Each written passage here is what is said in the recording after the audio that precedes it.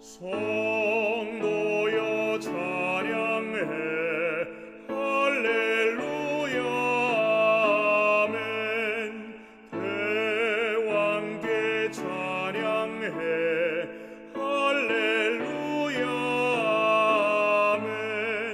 수보좌 앞에서 다 마음을 아파요 그네 찬양해 할렐루야 아멘. 머리를 들어라 할렐루야 아멘. 은혜가 충만해 할렐루야 아멘. 우리를 인도한 친구가 되신 주 그 사랑 찬양해 할렐루야 아멘.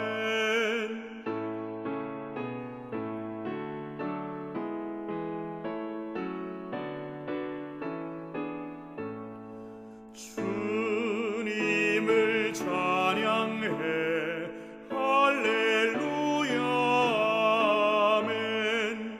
생명을 주셨네 할렐루야 아멘. 찬란한 집에서 주 함께 살면서 영원히 찬양해 할렐루야 아멘.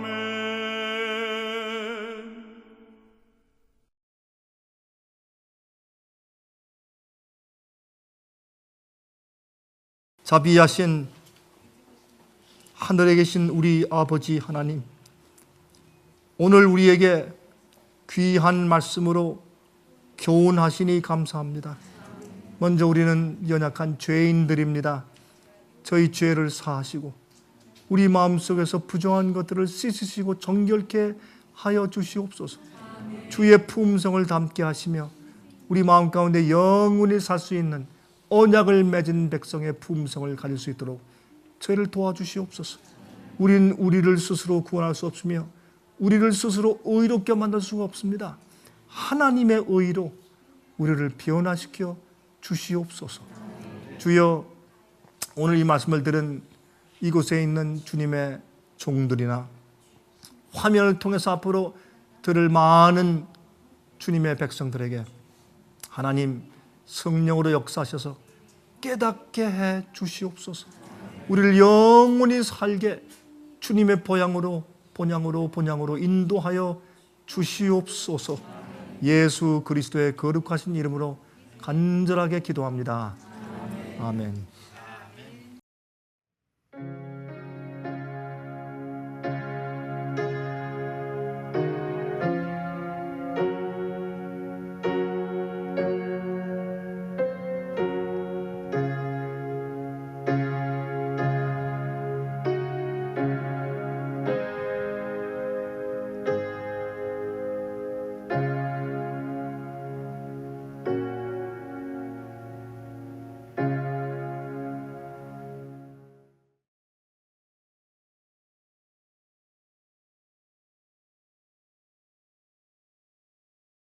여러분, 한 주일 동안 평안하셨습니까?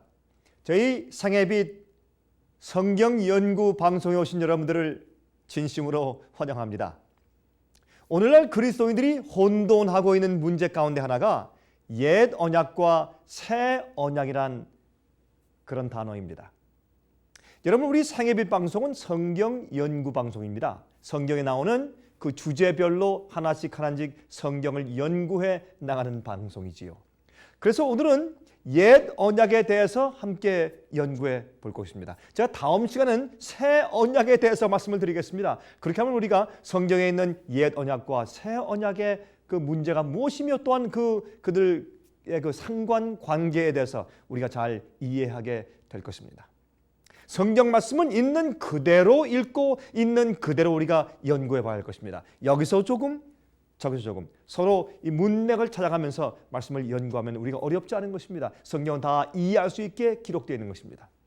여러분, 영생의 길은 성경 말씀 속에만 있습니다. 많은 그리스도인들이 새 언약하에 있으니까 율법을 지킬 필요 없다고 말을 합니다. 그러나 영생의 말씀인 성경은 그것이 무슨 뜻인지 우리에게 잘 설명해 주고 있는 것입니다. 여러분, 성경은 진리의 말씀입니다. 성경은 하나님의 영감의 말씀인 것입니다. 사람들은 십자가의 보혈로 구원 얻었으니 어떻게 살든지 간에 불문하고 구원은 이미 보장된 것이라고 하는 생각을 하고 살고 있습니다. 여러분 아십니까? 잘못된 평안처럼 위험한 것이 없습니다. 예수를 믿기만 하면 은혜 아래에 있기 때문에 율법에서 해방되었다고 말들을 하는 것입니다. 정말 그러할까요? 여러분, 하나님의 계명을 순종해야 된다고 말을 하면 율법주의라고 바리새인주의라고 그렇게 말을 하는 것입니다. 또 옛 언약으로 돌아가게 한다고 불평들을 하는 것을 듣습니다. 여러분, 정말 그러할까요? 그것은 큰 오해 가운데 하나입니다. 진리를 잘못 믿는 것처럼 위험한 것이 없습니다. 여러분, 유대교회 거의 전체가 메시아의 오심을 알고 있었으면서도 불구하고 예수님을 거절했지 않습니까? 왜 그랬을까요? 진리를 잘못 알고 있었기 때문에 그렇습니다. 잘못 진리를 이해하고 있는 것은 두려운 것입니다. 종교개혁 당시에 다수가 많은 사람들이 진리를 잘못 알고 있었습니다. 그래서 진리를 알고 있는 자들을 오히려 교회에서 핍박했습니다. 여러분들이 예수께서 말씀하기를 인자가 올 때 믿음을 보겠느냐 그렇게 말씀을 하셨습니다. 그러면 우리가 성경대로 믿는 것은 얼마나 중요한지 모르겠습니다. 사탄은 말이죠, 많은 시대에 교회를 잘못 믿고 있게 그렇게 만들어 놓았습니다. 어두움 가운데 있게 만들어 놓아서 진짜 참된 빛이 올 때, 진리를 말하는 사람이 올 때 오히려 교회가 핍박한 적이 과거 우리 기독교 역사 가운데 얼마나 자주 있었던 일입니까? 그래서 오늘 먼저 이 언약이란 무엇인지에 대해서 먼저 옛 언약과 새 언약을 우리 공부할 텐데 먼저 지금 언약이 무엇인지에 대해서 잠깐 알아보도록 하겠습니다. 여러분, 언약이란 히브리 말로 베리트입니다. 베리트인데 영어로는 카베넌트죠. 이 카베넌트란 말은 서로 간의 컨트랙트, 서로 간의 어떤 계약을 맺는 것을 말하는 것입니다. 예를 들어서 집과 자동차 같은 것을 살 때 계약을 맺지 않습니까? 또 직장을 얻고 들어갈 때도 계약 관계에 들어가는 것입니다. 여러분, 대통령과 백성 사이에도 계약 관계가 성립되죠. 여러분, 대통령이 당선된 다음에 선서할 때 그는 국가의 유익을 위해서, 백성들의 유익을 위해서 법을 집행할 것을 그가 선서합니다. 또 백성은 나라의 헌법을 지키겠다고 해서 국민이 되는 것이죠. 여러분, 우리가 미국의 시민권을 받을 때 어떻게 합니까? 미국의 법을 지키겠다고 선서한 다음에 시민권을 받는 것이 아니겠습니까? 마찬가지로 하나님께서 인간을 구원하실 때 사람과 하나님 사이에 계약 관계에 들어가는 것입니다. 하나님께서 무조건 다 용서해 주시는 것이 아니라 회개의 조건이 있지 않습니까? 누구나 다 구원해 주시는 것이 아니라 주님의 뜻대로 사는 조건이 있지 않습니까? 그래서 구원은 십자가의 은혜를 믿고 주님을 따라서 자기를 굴복하고 주님의 십자가를 지고, 우리의 십자가를 지고 주님께서 십자가를 지신 것처럼 그 성품을 닮아서 나의 십자가를 지고 주님을 따라가는 그런 조건이 성경에 분명히 기록되어 있지 않습니까? 그래서 우리가 구원받을 때 하나님과 우리 사이에 계약 관계에 들어가는 것입니다. 하나님께서는 우리를 구원하시고 우리는 하나님을 어떻게 해요? 순종하기로 약속하는 것입니다. 우리가 결혼식을 할 때 마음대로 살기 위해서 결혼하는 것이 아니죠. 여러분이시여, 그러므로 계약 관계가 성립되는 것입니다. 우리가 말이죠, 하나님과의 구원의 관계에 들어간 다음에도 인간이 거절하고 돌아갈 수도 있는 것입니다. 하나님께서 아무도 강제하지 않으시기 때문에 그런 것입니다. 그러므로 순종하면 살고 불순종하면 죽는 것입니다. 여러분, 물고기가 물속에서만 살 수 있는 것처럼 말이죠. 물에서 나오면 죽는 것입니다. 그리고 우리 구원에도 하나님의 법칙이 있는 것을 우리가 이해해야 할 것입니다. 불에 손을 갖다 대면 우리가 탑니다. 됩니다. 또 우리가 독약을 마시면서 구원을 달라고 기도할 수가 없습니다. 독약을 마시면서 주님 도와주세요, 살려주세요, 그렇게 할 수 없지 않습니까? 여러분, 아담과 해와가 불순종을 했습니다. 언약을 어기었습니다. 그래서 반역하고 타락하게 되어서 에덴 동산에서 쫓겨나서 영생하는 그 길을 잃어버렸지 않습니까? 범죄한 인간들을 예수 그리스도의 보혈로 구원하신 다음에 영원한 언약을 맺으시는 것입니다. 그것을 위해서 무슨 제사를 드리겠습니까? 양을 잡아서 제사하는 법칙을 가르쳐 주시지 않았습니까? 여러분, 그렇다고 해서 우리가 하나님의 계명을 없애버리는 것입니까? 우리가 주님 안에서 십자가의 보혈을 믿고 또 6월절에 어린 양이신 예수님의 피의 보혈을 믿고서 구원 가운데 들어가면 그렇다고 우리가 주님의 계명을 없애버린다는 뜻입니까? 여러분, 그렇다면 무엇 때문에 처음에 계명을 만드셨겠습니까? 하나님께서 없애버릴 것 같으면 무엇 때문에 처음에 만드신 것이겠습니까? 여러분, 하나님의 법은 하나님의 사랑의 성품의 사본입니다. 주님의 성품을 나타내는 것이 십계명입니다. 우주의 질서와 평화를 위해서 무엇이 필요합니까? 자연 법칙이 필요한 것처럼 인간들에게도 도덕적인 법칙이 필요합니다. 용서하시고 우리를 구원해 주시는 이유는 순종하는 백성을 만드시기 위해서 그렇게 하시는 것입니다. 여러분, 하나님의 속죄의 은혜는 다시 살 기회를 준 것입니다. 누구든지 다 한 번씩 태어나서 살 수 있는 기회를 우리에게 주신 것이죠. 어디에서요? 하나님 안에서, 주님의 뜻 가운데서, 우리 마음대로 아니죠. 옛생활로 돌아가도록 마음대로 방종하는 자유를 주는 것이 아닙니다. 그렇죠? 그런데 왜 옛 언약, 새 언약으로 나누어서 설명하고 있을까요? 여러분, 옛 언약이라는 하나님께서 고대 이스라엘 백성들과 시인의 산에서 세운 언약을 말합니다. 어디에서요? 시인의 산 위에서 세운 언약을 말하는 것입니다. 그러나 이스라엘 백성들이, 아니 인간들이 전부 다 첫 언약을 어겼습니다. 그래서 십자가에서 새 언약을 다시 세워주신 것이죠. 옛 언약은 이 시인의 산 위에서 하나님께서 이스라엘 백성들에게 율법을 주실 때 시인의 산 위에서 세운 것이고, 그 다음에 십자가 위에서는 주님께서 다시 당신의 피의 보혈로 새 언약을 우리에게 세워주신 것입니다. 여러분, 조금 후에 다시 그 좀 설명 좀 드리겠습니다. 시인의 산에서 하나님과 이스라엘 백성 사이에 세운 것이 옛 언약인데, 여러분 출애굽기 9장 5절부터 9절까지 다음과 같은 말씀을 기록해 두신 것을 볼 수 있습니다. 여러분, 출애굽기 19장 5절부터 9절까지 말씀을 좀 찾아서 읽어보도록 하겠습니다. 이렇게 말씀되어 있습니다. 세계가 다 내게 속하였나니 너희가 내 말을 잘 듣고 내 언약을 지키면 너희는 열국 중에서 내 소유가 되겠고, 너희가 내게 대하여 제사장 나라가 되며 거룩한 백성이 되리라. 너는 이 말을 이스라엘 자손에게 고할지니라. 모세가 와서 백성의 장로들을 불러 여호와께서 자기에게 명하신 그 모든 말씀을 그 앞에 진술하니 백성이 일제히 응답하여 가로되 여호와의 명하신 대로 우리가 다 행하리이다. 모세가 백성의 말로 여호와께 회보하며 여호와께서 모세에게 이르시되 내가 빽빽한 구름 가운데서 내게 임함은 내가 너와 말하는 것을 백성으로 듣게 하며 또한 너를 영영히 믿게 하려 함이니라 그랬습니다. 여러분, 여기 무슨 말씀하십니까? 하나님께서 이스라엘 백성들과 세우신 언약의 조건이 기록되어 있습니다.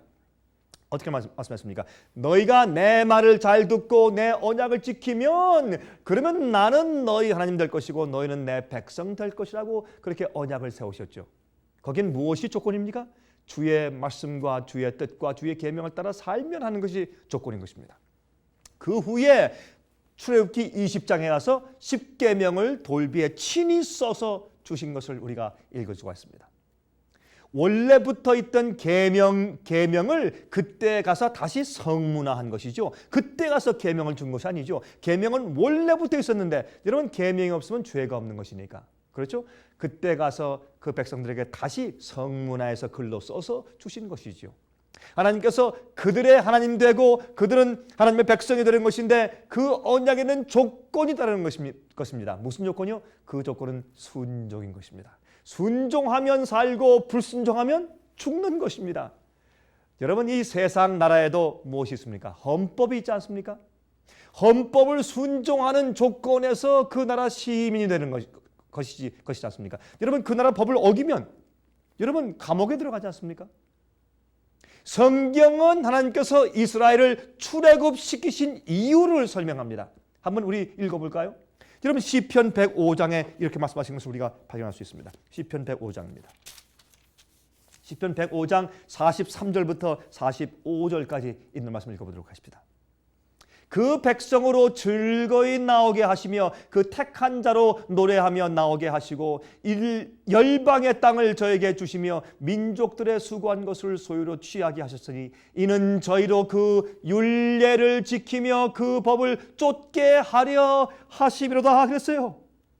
여기 보니까 그 주님께서 이스라엘 백성들을 출애굽하시고 건져내신 그 목적과 이유가 무엇이라고 했습니까? 그 백성들로 하여금 죄로부터 나와서 그 노예된 상태에서 나와서 주님의 법과 계명을 쫓아 살도록 하기 위해서 그들을 불러내셨다. 그렇게 말씀을 한 것입니다.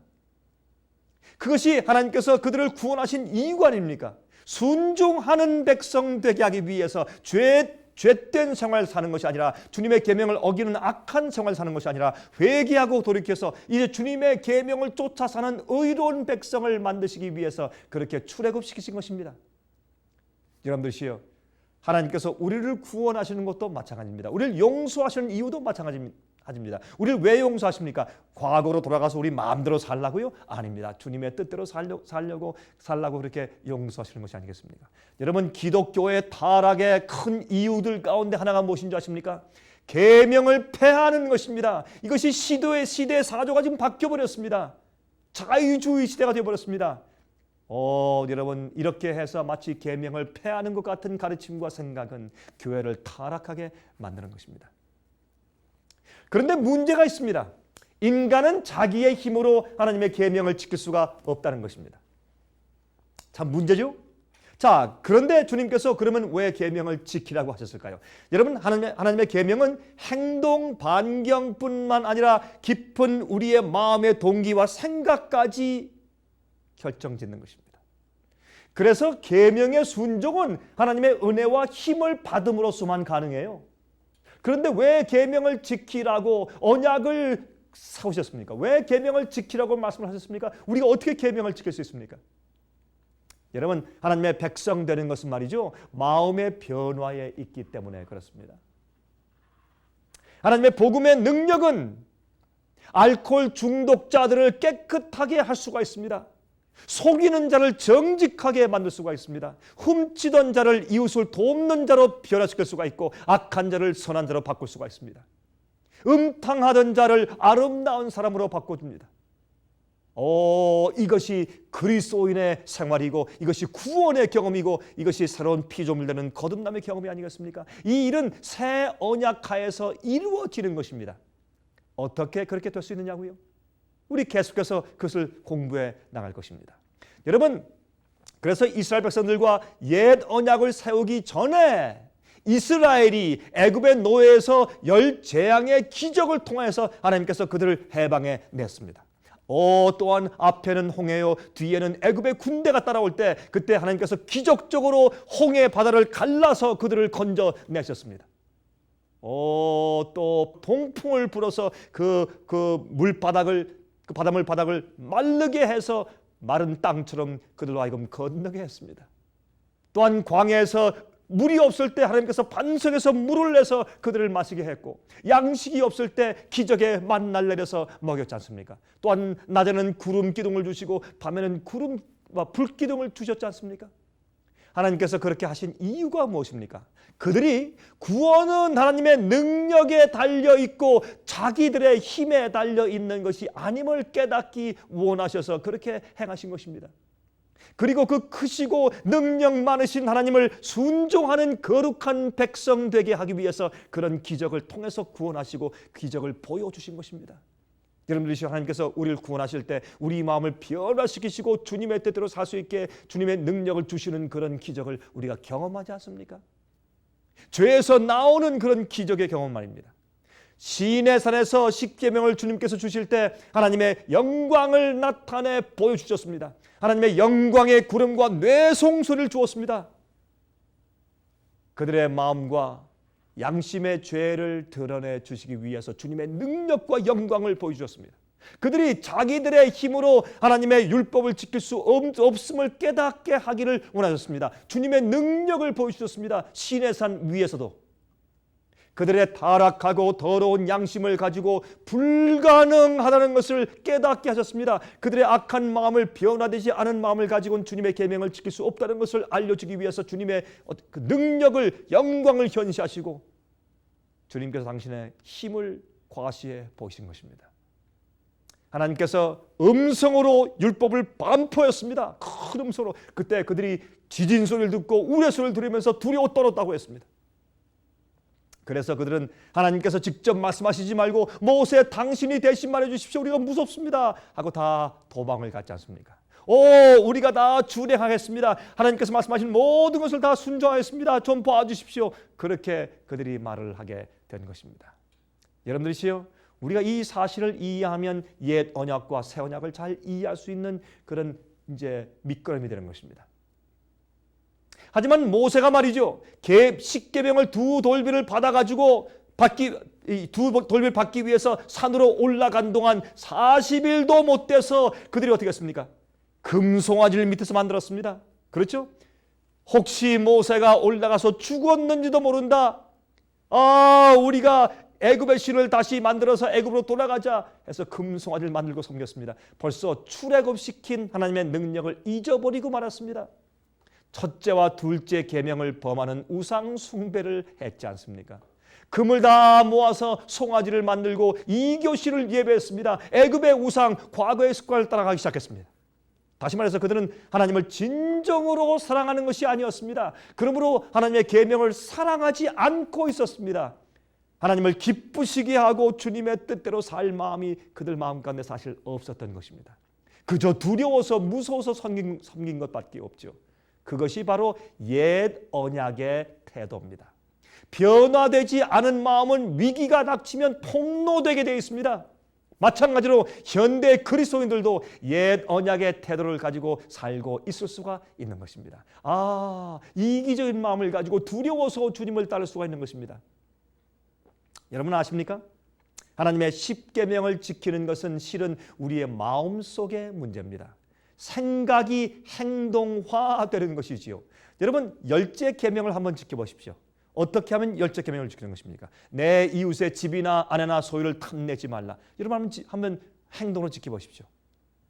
행동으로 지키는 것이 아니죠. 그것은 마음으로 지키는 것이 아닙니까? 예수 그리스도의 사랑을 깨닫고 마음이 녹아지고 변화함을 받을 때 하나님의 계명을 순종하게 되는 것입니다. 주님의 뜻대로 사는 것이 그때 가능케 되는 것이 아니겠습니까? 옛 언약이나 새 언약이나 다 같이 조건은 똑같습니다. 여러분 그것을 이해해야 합니다. 옛 언약과 새 언약의 조건은 똑같습니다. 그 태도가 달라지는 것이지 조건은 똑같습니다. 하나님의 계명을 순종하면 살고 불순종하면 죽는다. 그것이 옛 언약이나 새 언약의 조건인 것입니다. 그러나 우리 스스로의 힘으로는 온전한 순종이 불가능합니다. 죄된 본성들이 있고 타락한 마음들을 가지고 있으므로 우리는 우리 힘으로 주님의 법을 지킬 수가 없는 것입니다. 그러므로 하나님의 은혜는 인간의 마음을 변화시키는 하나님의 능력을 말하는 것입니다. 여러분, 은혜는 성령께서 우리 마음속에 들어오셔서 역사하시는 것을 가리켜서 성령은 은혜라고 말합니다. 은혜는 그저 봐준다는 뜻만 아니라 하나님의 사랑만 말하는 것이 아니라 우리를 주님의 뜻대로 살 수 있게 만들어주시는 하나님의 성령의 능력을 가지고 사도 바울은 은혜라고 말을 했습니다.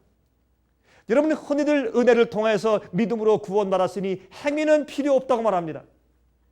이미 구원받았으니까 율법을 지킬 필요가 없다고 생각을 합니다. 여러분, 그런데 성경은 그렇게 말하고 있지 않습니다.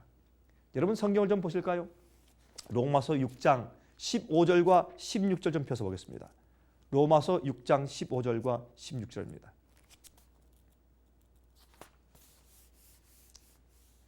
그런즉 어찌하리요? 우리가 법 아래 있지 아니하고 은혜 아래 있으니 죄를 지으리요?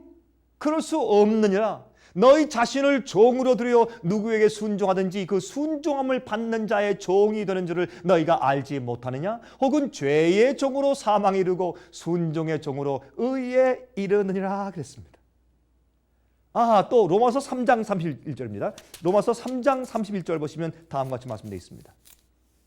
그런즉 우리가 믿음으로 말미암아 율법을 폐하느뇨? 그럴 수 없느니라. 도리어 율법을 굳게 세우느니라 그랬어요.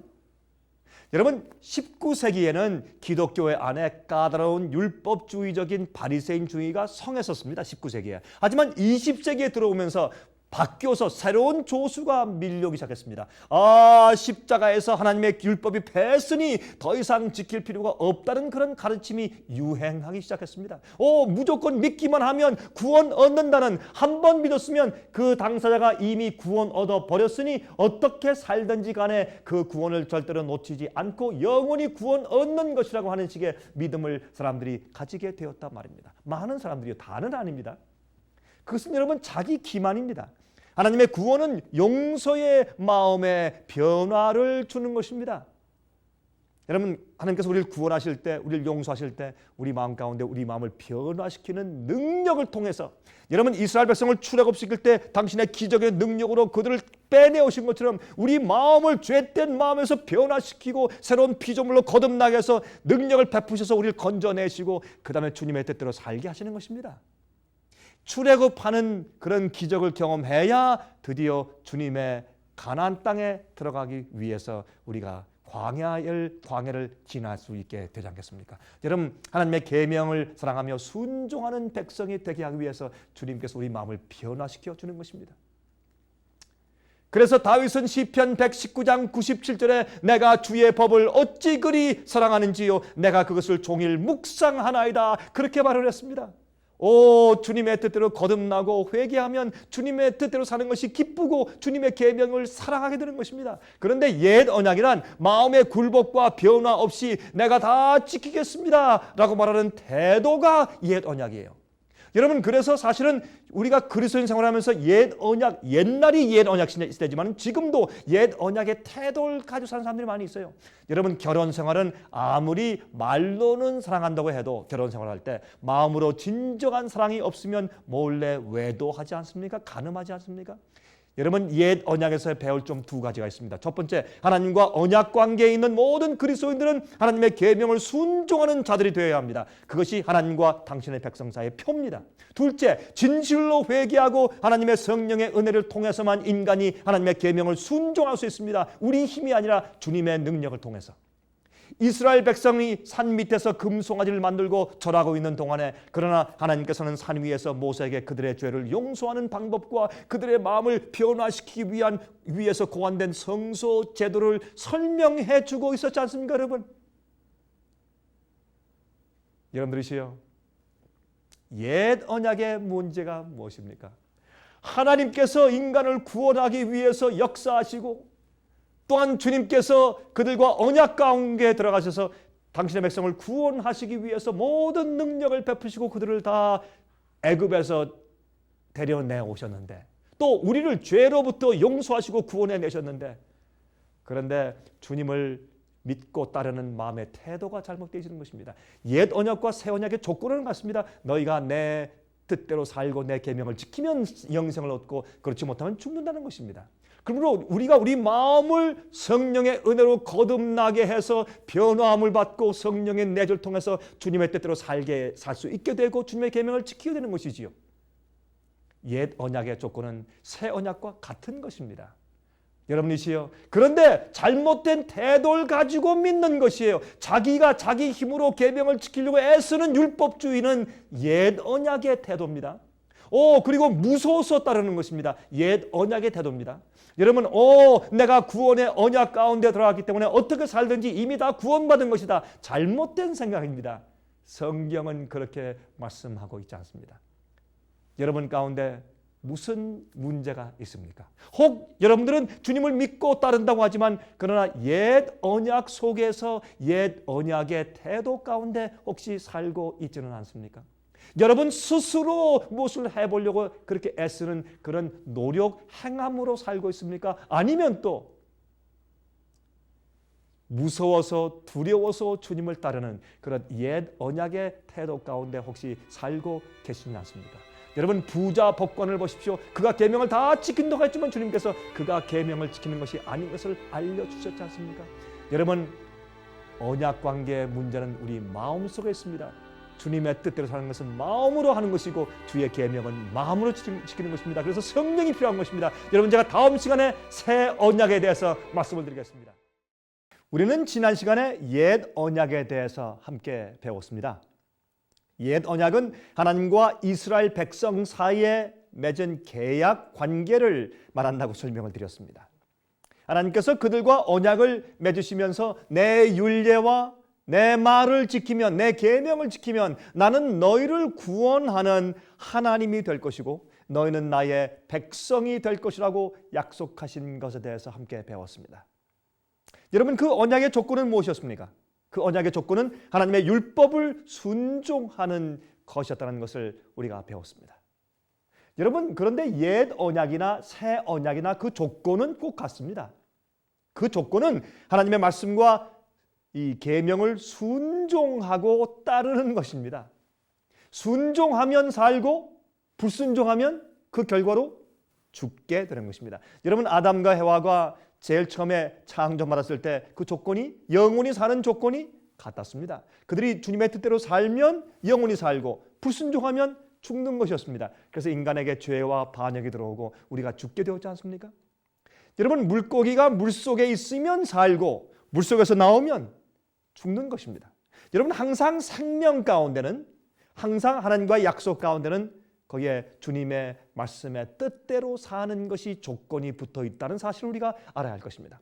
여러분 우리가 우리 불에 손을 갖다 대면 탑니다. 됩니다. 아니 그냥 갖다 댄다고 안 타면 어떻습니까? 안 타면 안 됩니다. 법을 어기는데 괜찮다면 이 우주가 금방 망가져 버리는 것입니다. 법을 어긴다면 질서가 깨지고 죽게 되는 것입니다. 여러분 시내산에서 이스라엘 백성들이 다 하나님의 법을 다 지키겠다고 했습니다. 우리가 하나님의 명령을 다 지키겠습니다. 그런데 그들이 순종할 수 있었습니까? 아니죠. 모세가 시내산에 올라가서 하나님께로부터 십계명 돌비를 받는 동안 하나님께서 직접 당신의 손가락으로 써주신 그 십계명 돌비를 받는 동안 그들은 금송아지를 그 아래서 섬기고 있었습니다. 우상 숭배하지 말지니라 하는 그 계명을 받는 동안 그들은 다 지키겠습니다 라고 약속한 그들이 바로 계명을 받는 그동안 그 산 밑에서 우상 숭배하고 있었습니다. 그들은 언약을 어겼습니다. 계약을 파기한 것입니다. 그러므로 옛 언약을 맺었을 때 이스라엘 백성들은 자기들의 마음이 하나님의 율법을 지킬 수 없도록 타락되어 있으면서도 다 지키겠습니다. 무서워서 우리가 순종하겠습니다. 그렇게 말을 했다 그 말입니다. 바로 그들은 그들의 자신들의 상태를 계명을 지킬 수 없이 타락한 죄된 마음의 상태를 그들이 모르고 있었습니다. 하나님을 진정으로 사랑하는 것이 아니었습니다. 하나님의 계명을 사랑하지 않았습니다. 하나님을 기쁘시게 해드리고 싶은 마음이 진정으로 있지 않았습니다. 그저 두려워서 무서워서 아니면 주님의 약속을 얻고 싶어서 그런 이기적인 목적으로 아니면 두려움의 목적에서 지키겠다고 약속한 것입니다. 이스라엘 백성들은요 자기들의 참 모습을 알지 못하는 상태에 있었습니다. 그런데 여러분 아십니까? 지금도 그러한 상태에서 신앙 생활을 하는 그리스도인들은 사실상 새 언약의 시대에 살고 있지만 우리는 지금 새 언약 시대에 살고 있죠. 그런 사람들은 새 언약 시대에 살고는 있지만은 옛 언약 안에 살고 있는 것과 마찬가지입니다. 다시 말해서 새 언약 시대에는 살지만은 그러나 옛 언약의 정신 속에 살고 있는 것이라 그 말입니다. 여러분 성경은요 옛 언약 시대나 예수님 십자가 이후에 새 언약 시대나 하나님과 당신의 백성들 사이의 언약 조건은 같다고 말합니다. 그 조건은 무엇입니까? 순종입니다. 여러분 새 언약이나 옛 언약이나 그 언약 관계에 들어간 사람들의 조건이 있습니다. 하나님께서 그 언약을 우리에게 이루어 주시는지 주실 수 없는지에 대한 조건이 무엇입니까? 주의 말씀에 대한 순종입니다. 주님의 계명 뜻대로 사는 순종의 생애입니다. 여러분, 새 언약에서의 관건은 어떻게 하나님의 말씀을, 주의 율법과 계명을 순종할 수 있게 되는 것인가 하는 것이 관건이에요. 새 언약과 옛 언약의 조건은 똑같습니다. 너희가 내 율례와 계명을 지키면 나는 너희 하나님 되고 너희는 내 백성 될 것이라. 그 조건은 똑같습니다. 그런데 어떻게 하면 그 주님의 법을 지킬 수 있게 되는가 하는 그것이 관건이란 말이에요. 그것은 하나님과 하나님의 율법을 진심으로 사랑하게 되는 것이 관건이라고 말입니다. 오늘은 이 새 언약에 대해서 공부할 차례죠. 여러분, 옛 언약이나 새 언약에서 그 언약을 맺는 대상이나 조건은 항상 같습니다. 여러분, 새 언약과 옛 언약에서 언약을 맺는 서로 두 상대나 아니면 그 조건은 변하지 않습니다. 같은 것입니다. 그러나 어떻게 언약을 맺는지 그 방법이 달라지는 것입니다. 우리 한번 살펴보시겠습니까? 새 언약은 누가 누구와 맺은 것입니까? 하나님과 이스라엘 백성들 사이에 맺은 것이죠. 자, 예레미야 31장 31절부터 33절까지 보십시다. 나 여호와가 말하노라, 보라, 날이 이르리니 내가 이스라엘 집과 유다 집에 새 언약을 세우리라. 여긴 또 새 언약을 세운다고 말씀했습니다. 옛 언약도 이스라엘 집과 세우셨죠. 나 여호와가 말하노라, 이 언약은 내가 그들의 열조의 손을 잡고 애굽 땅에서 인도하여 내던 날에 세운 것과 같이 아니할 것은 내가 그들의 남편이 되어 도 그들이 내 언약을 파하였음이니라. 나 여호와가 말하노라, 그러나 그날 후에 내가 이스라엘 집에 세울 언약은 이러하니 곧 내가 나의 법을 그들의 속에 두며 그 마음에 기록하여 나는 그들의 하나님이 되고 그들은 내 백성이 될 것이라 그랬습니다. 여러분, 여기 보면 새 언약의 그 형편이 나오죠. 새 언약의 태도가 나오죠. 주님께서 당신의 율법을 어디에요? 그들의 마음에 기록해 주세요. 그들이 정말 사랑함으로 주님을 섬기고 경배하게 된다고 말입니다. 그런데 왜 새 언약을 구약에서 찾느냐고요? 여러분, 구약에서 이미 새 언약이 언급되어 있어요. 우린 신약만 얘기하지만 구약에 이미 옛 언약도 있고 새 언약에 대한 그 태도에 대한 말씀도 이미 언급되어 있단 말이에요. 새 언약도 구약에. 자, 우리가 신약에서도 우리가 한번 살펴볼까요? 자, 우리 신약에서도 우리가 새 언약을 좀 살펴보도록 하십니다. 여러분, 새 언약도 하나님과 이스라엘 사이에 세우신 것입니다. 이방인과 함께 맺으신 언약은 성경에 없습니다, 여러분. 그렇죠? 이방인과 맺으신 언약이 성경에 없어요. 그러므로 이 옛 언약과 새 언약은 다 이스라엘 백성들과 맺었는데 그것이 그대로 우리 그리스도인들에게 물려진 것입니다. 그래서 우리도 사실은 새 언약 시대에 있지만은 옛 언약의 태도를 가지고 살 수 있고, 또한 옛 언약 시대에 살던 사람들도 새 언약의 태도를 가지고 살 수가 있었습니다. 여러분들은 어떤 태도를 가지고 사십니까?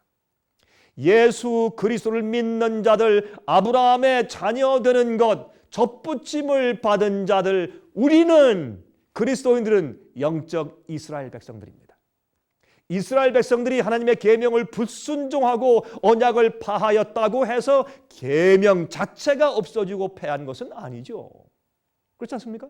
아니, 이스라엘 백성들이 당신의 언약을 어겼다고 해서 계명 자체를 없애버리는 것은 아니죠. 어떤 사람들은 십자가에서 계명이 패했다, 이제는 우리가 안 지켜도 믿기만 하면 구원이다, 그렇게 말하는 사람들이 있어요. 그것은 잘못된 생각이죠. 계명을 기록하는, 계명을 쓰는 장소가 달라졌단 말입니다. 옛 언약을 세우실 때는 하나님께서 시내산 위에서 돌비에다가 십계명을 당신 손수로 기록해 주셨지만은 이제 새 언약 가운데서는 우리의 마음 속에 누가요? 성령께서 우리 마음과 우리 두뇌 속에 이 당신의 계명들을 기록해 주신다고 말씀하는 것입니다. 자, 이제는 우리 신약을 읽어볼까요? 신약을 히브리서 8장 7절부터 10절까지 제가 읽겠습니다. 히브리서 8장 7절부터 10절입니다.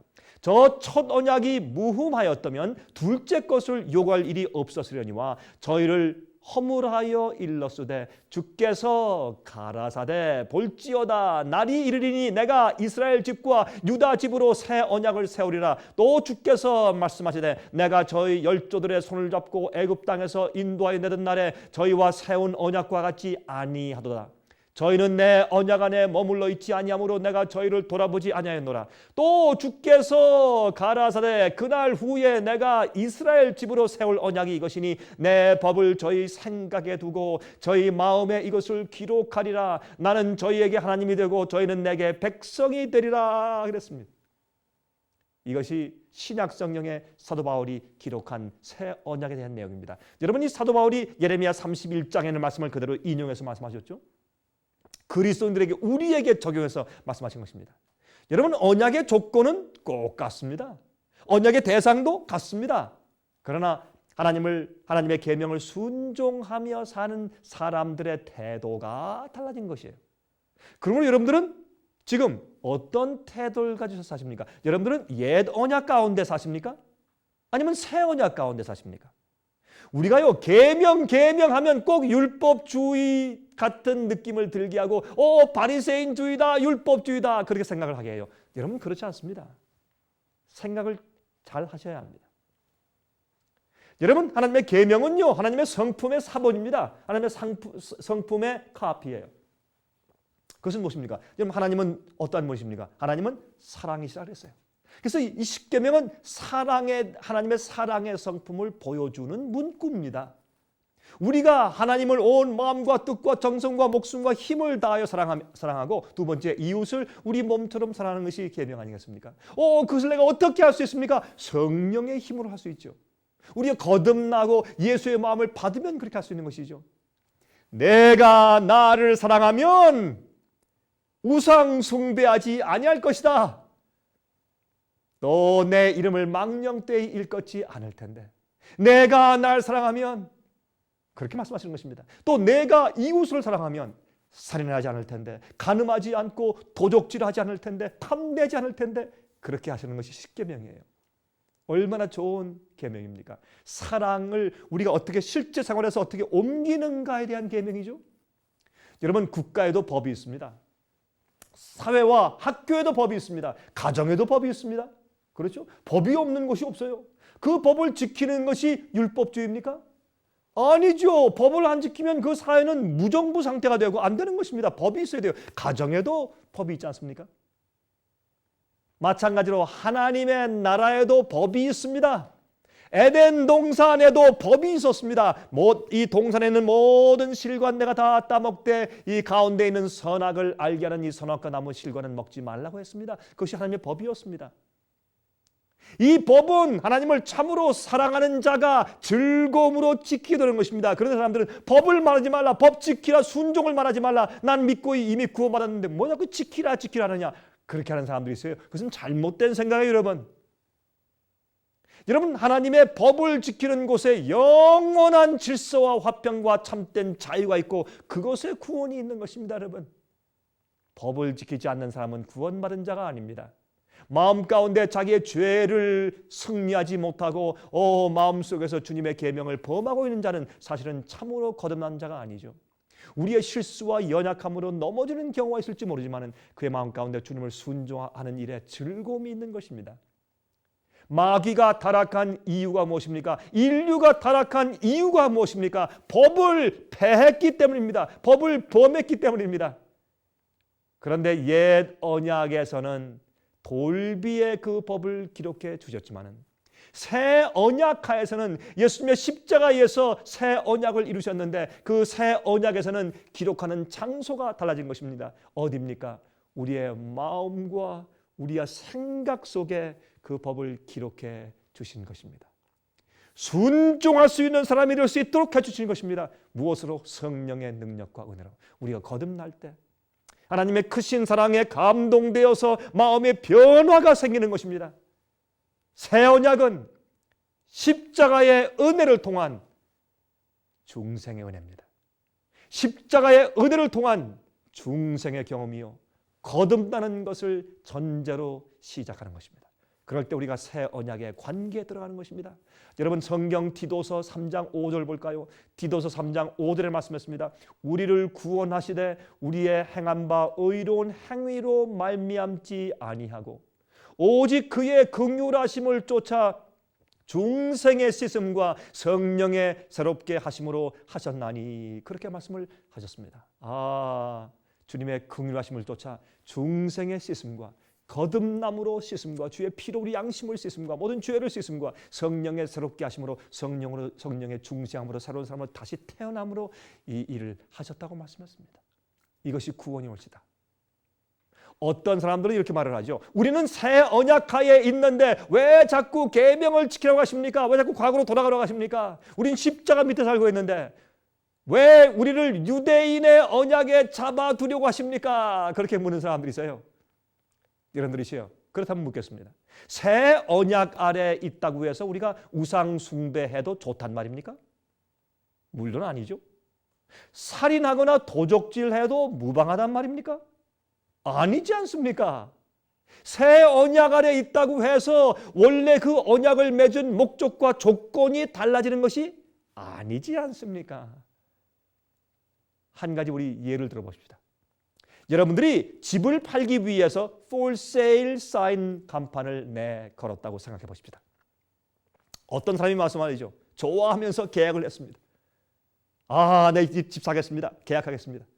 그 계약을 했는데 며칠 후에 그 사람이 전화 와서 한 말함이 죄송합니다. 제가 갑자기 뉴욕으로 전근을 가게 되었습니다. 죄송합니다. 내가 이 집을 살 수 없게 되었습니다. 라고 말을 한다고 하십시다. 그래서 그 사람이 내가 집을 못 사게 되었습니다. 그렇게 말을 한다면 우리가 그렇게 집을 사지 못하게 됐다고 해서 그 계약서를 우리가 찢어버리죠. 없애죠. 다시 말해서 계약은 취소합니다. 그렇다고 살려고 계약했던 집 자체가 달라집니까? 지붕이 달라지고 문이 달라지고 창문이 없어지는 것입니까? 아니죠. 집 자체는 계약을 맺고 사고 팔려는 집 자체는 그대로 있지요. 그렇죠? 마찬가지입니다. 언약을 깼다고 해서 언약을 폐했다고 해서 언약의 목적과 조건 자체가 달라지는 것이 아닌 것입니다. 그 언약을 이루기 위해서 인간을 용서하시고 새로운 기회와 능력을 주시는 것이지요. 하나님께서 인간을 구원하시고 복 주시고 영생케 하시기 위해서 인간 편에서 언약을 지키는 순종이 있어야 하는 것입니다. 구원은 하나님의 역사와 능력과 십자가의 보혈의 은혜와 우리의 굴복과 우리의 선택이 협력하여서 이루어지는 것입니다. 여러분들이시요, 매일매일 여러분들은 주 앞에 헌신하고 굴복하고 주님과 협력하셔야 합니다. 성령의 능력과 인도하심에 매일매일 협력하는 생활을 사셔야 하는 것입니다. 그래야지 우리의 영생이 이루어집니다. 여러분, 우리가 불순종하며 도박하는 자식에게 100만 불 재산을 상속해 주는 부모가 없죠. 왜 그렇습니까? 그를 더 망칠 것이기 때문이 아닙니까? 자기 자신뿐만 아니라 다른 사람들까지도 망치게 되기 때문에 그런 자식에겐 100만 불을 어떻게 상속해 주지 않습니다. 그런데 인간이 타고난 타락한 마음으로는 주님의 계명을 지키고 살기가 불가능해요. 영원히 살게 하면 문제가 있는 것입니다. 그래서 주님께서 그런 자들에겐 영생의 하늘의 큰 상급을 주실 수가 없습니다. 그래서 십자가의 사랑으로 용서받고 계명을 지킬 수 있고 계명을 사랑하는 마음을 주시는 것입니다. 그것을 받은 자들만이 새 언약의 관계 가운데 사는 것입니다. 그래서 시편 119장 97절에 말씀했죠. 내가 주의 법을 어찌 그리 사랑하는지요. 내가 그것을 종일 묵상하나이다. 주의 법을 사랑하는 자가 거듭난 자입니다. 고린도후서 3장 3절과 6절에 말씀했죠. 너희는 우리로 말미암아 나타난 그리스도의 편지니 이는 먹으로 쓴 것이 아니요 오직 살아계신 하나님의 영으로 한 것이며 또 돌비에 쓴 것이 아니요 오직 육의 신비에 한 것이라. 저가 또 우리로 새 언약의 일꾼 되기에 만족해 하셨으니 의문으로 하지 아니하고 오직 영으로 함이니 의문은 죽이는 것이요 영은 살리는 것이니라. 그렇게 말씀을 했습니다. 얼마나 귀한 말씀입니까? 그렇죠? 요한복음 3장 36절입니다. 아들을 믿는 자는 영생이 있고 아들을 순종치 아니하는 자는 영생을 보지 못하고 도리어 하나님의 진노가 그 위에 머물러 있느니라 그랬어요. 여러분이시여, 순종치 않는 자들에겐 하나님의 진노가 머물러 있습니다. 참으로 거듭난 자의 표적이 무엇입니까? 주님의 뜻대로 사는 것이 아닙니까? 여러분 부자 법관을 아시죠? 부자 법관. 예수님께 와서 주여 내가 어떻게 하여 영생을 얻으리까? 예수님께서 계명에 뭐라고 썼느냐? 계명을 지키라. 내가 어릴 때부터 계명을 다 지켰습니다. 주님 그거 말고 또 좀 말씀해 보십시오. 왜요? 그는 정말 주님의 뜻대로 산다고 계명을 지키며 산다고 했지만 마음 가운데 이 구원의 확신이 없어요. 마음이 불안해요. 진정으로 용서받고 구원받은 그런 마음에 성령의 은혜가 없어요. 그래서 마음이 불안했습니다. 그래서 예수께 나와서 질문한 것입니다. 그때 예수께서 그래? 내가 계명을 다 지킨다고 했지만 정말 지키는 것이 아니야. 바리새인인 그에게 말씀했습니다. 자, 내가 하나 알려줄게. 너에게 오히려 한 가지 부족한 것이 있는데 내가 가지고 있는 모든 것을 다 팔아서 가난한 사람들에게 나눠 주고 와서 나를 쫓으라. 그때 이 부자 청년이 재물이 많은 거로 근심하며 가니라라는 슬픈 말씀이 성경에 기록되어 있어요. 그 말은 무엇입니까? 그가 진실로 계명을 지킨 삶을 산 것이 아닙니다. 그는 거듭나서 산 것이 아니었습니다. 그는 정말로 사람들을 사랑하는 마음을 가지고 있지 않았어요. 그것을 주님께서 지적해 보여주신 것입니다. 여러분이죠. 이런 많은 말씀들이 저희 상해빛에서 만든 말씀들이 말이죠. 이런 책자들도 준비되어 있어요. 여러분 이렇게 성경으로 돌아가는 길잡이 책자를 이런 책자를 말이죠. 이런 책자들이 32권이나 이렇게 준비되어 있습니다. 여러분 또 아십니까? 빛으로 인도하는 길잡이란 그런 책들이 이렇게 꽤 두껍게 소책처럼 만들어져 있어요. 이것은 인류의 시작이 어떻게 되었으며 어떻게 인간이 지금 움직이고 있는지 성경에 있는 깊이 심도 있는 말씀을 설명해 주고 있어요. 인간이 어떻게 시작되었는지, 왜 타락하게 되었는지, 마귀는 어떻게 생겼는지. 또 보세요. 최후의 기만, 마지막에 마귀는 세상 끝에 교회들을 어떻게 기만하고 사람들을 어떻게 멸망시키려고 마귀가 역사하고 있는지 그것을 성경이 그것을 우리가 이렇게 잘 설명한 책자를 만들어 놓았습니다. 또 예수님의 그 십자가에 대한 이야기, 정말 예수님의 십자가의 그 가장 고귀한 희생, 겟세마네 동산의 경험이 무엇이며 십자가에서 아버지여 하나님이여 왜 나를 버리시나이까? 나의 하나님 어찌 나를 버리십니까? 라는 그 부르짖음이 무슨 뜻인지, 십자가의 참된 의미가 무엇인지 이렇게 책자를 만들어 놨어요. 여러분 그런데 저에게 전화하십시오. 여러분 전화하실 때 주중에 전화하셔야 합니다. 동부 시간으로 주중에 저희 사무실로 전화하십시오.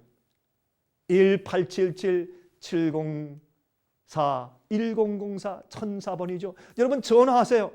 그리고 기다리고 있는 이 귀한 책자를 주문하십시오. 또 저희가 만들고 있는 여러분들 위해서 이런 책자가 이미 만들어지고 이게 준비되어서 기다리고 있습니다. 이런 월간지들. 매달마다 건강, 가정, 신앙 문제에 대해서 저희가 여러분에게 주고 있는 주옥 같은 기사들 말이죠. 이런 매달 나오는 월간지들. 여러분 저희는요 여러분들에게 그냥 무료로 보내드립니다. 전화하세요. 그리고 받으세요. 여러분 연구하십시오. 때가 다 됐습니다. 주님 속히 오십니다. 여러분 준비하셔야 돼요. 이러한 월간지들, 여러분 특별히 하나님의 인이 무엇인가 하는 이런 모든 갖가지 그런 여러분 매달마다 달라진 그런 주제를 가지고 우리가 월간지를 만들고 있습니다. 이런 것들은 여러분을 위해서 기다리고 있습니다. 여러분 전화하세요. 여러분 귀찮더라도 전화해서 주문하세요. 그리고 연구하고 공부하세요. 그래야 되는 것입니다. 여러분들이 집을 팔 때 말이죠. 집안에 있는 모든 것을 다 함께 포함해서 다 팔겠습니다. 집안에 있는 것까지 다 몽땅 다 드립니다 라고 광고를 했는데, 그런데 한 사람 살 사람이 와서 옷장 속을 이 집을 구경하다 보니까 옷장 속에 새 옷이 있어요. 아이고 내가 저 안 치웠구나 하니까 그 사람이 이 옷도 주시는 겁니까? 할 수 없죠. 약속하시니까 가져가십시오. 또 다른 데 방에 가보니까 새로 산 컴퓨터가 그대로 있어요. 그걸 치우는 걸 잊어버렸어요. 이것도 주시는 거죠. 근데 약속했으니까 드려야죠. 가져가십시오. 근데 다락에 올라가 보니까 그렇게 귀하고 비싼 옛날 고서 오랜 책들이 잔뜩 있어요. 이것도 주시는 겁니까? 함께 집과 함께. 이건 절대 안 됩니다. 내가 약속했지만 이건 못 드리겠습니다. 그렇게 말을 해요. 그러면 어떻게 됩니까? 약속을 어기는 것이죠. 여러분이시여, 우리가 주님을 받아들일 때, 구세주로 받아들일 때 주님을 우리의 왕과 주인으로 받아들이는 것입니다. 주님, 내가 내 마음과 뜻과 생을 주 앞에 다 바칩니다. 말은 했지만은 나중에 실제로 매일매일 생활에서 모든 조건에서 우리의 속에 있는 우상들과 죄를 발견해서 그것도 내게 주겠느냐라고 말씀하시면 우리가 그것을 주 앞에 굴복해서 드리지 않고 있지 않습니까? 많은 경우에. 여러분이시여, 그러므로 우리는 사실은 새 언약하에 있지만은 옛 언약의 태도를 가지고 살 수 있습니다. 매일매일 주의 성령의 음성에 굴복하지 않는 것입니다. 주님의 계명은 우리 마음속에 있는 죄를 버리고 주님만 위에 살 수 있게 우리를 옹호하는 울타리 같은 것입니다. 탐심이 있으면 지적해줘요. 우상 숭배라면 지적해줘요. 우리의 미움이 있고 증오시 있으면 지적해주고 거짓이 있으면 지적해주는 그것이 무엇입니까? 주님의 계명입니다. 그 계명은 우리를 죄로부터 우리를 보호해주는 울타리입니다. 그것은 좋은 것입니다. 새 언약을 지키면, 새 언약 가운데 있으면 우리가 그 계명을 사랑하며 주님의 뜻대로 사는 마음을 가지고 있다는 뜻입니다. 여러분들은 어떤 관계에 있습니까? 여러분들은 지금 옛 언약의 관계 속에 계십니까? 아니면 새 언약의 관계 가운데 계십니까? 여러분 정말 복음을 믿고 복음대로 사십니까? 주님의 계명을 순종하며 사시며 주님의 계명을 사랑하십니까? 주님의 뜻대로 사는 것이 즐겁습니까? 주께서 말씀하신 명령대로 사는 것이 즐겁습니까? 주님의 뜻대로 정말 살고 싶으십니까? 오늘도 여러분들은 여러분 마음을 주 앞에 온전히 굴복하셨나요? 여러분 아십니까? 저희가 이런 모든 주제별로 연구로 많은 것을 만들어 놓았습니다. 여러분 저희 사무실에 주중에 전화하십시오. 그리고 저희 직원들에게 이런 것들을 주문하십시오. 그리고 공부하십시오. 여러분 기도 많이 하셔야 합니다. 교회만 왔다 갔다 하며 교회 문지방만 밟는 사람들 되지 마십시오. 예수께서는 이 땅에 처음에 오셨을 때 죄인들을 위해 오셨지만 두 번째 재림하실 때 변화받고 용서받은 의인들을 데리러 오실 것입니다. 거룩한 천사와 영원히 살 수 있는 자들을 데리러 이 땅에 속히 오실 것입니다. 예수님께서 이 땅에 속히 재강림하실 것입니다. 여러분 준비되어 있습니까?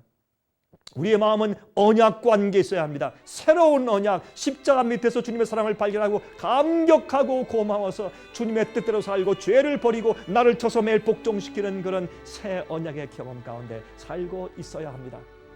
그것이 그리스도의 삶입니다. 우리는 새로운 영적인 이스라엘 백성들입니다. 이번 주일도 주님의 성령의 은혜가 여러분을 매일 새 언약의 그런 관계와 경험 속으로 인도하시길 바랍니다. 제가 다음 주 시간 다시 뵙겠습니다.